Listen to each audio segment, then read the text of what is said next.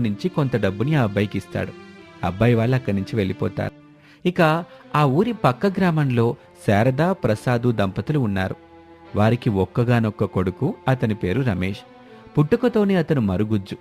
శారదా ప్రసాదులు కొడుకు గురించి ఎంతో బాధపడేవారు. 30 ఏళ్లొచ్చినా అతనికి పెళ్లి చేయలేకపోయారు. ఒకరోజు అనామిక తండ్రి వ్యాపార పని మీద ఆ ఊరొచ్చాడు. అక్కడ అటుగా వెళ్తున్న రమేష్ని చూశాడు.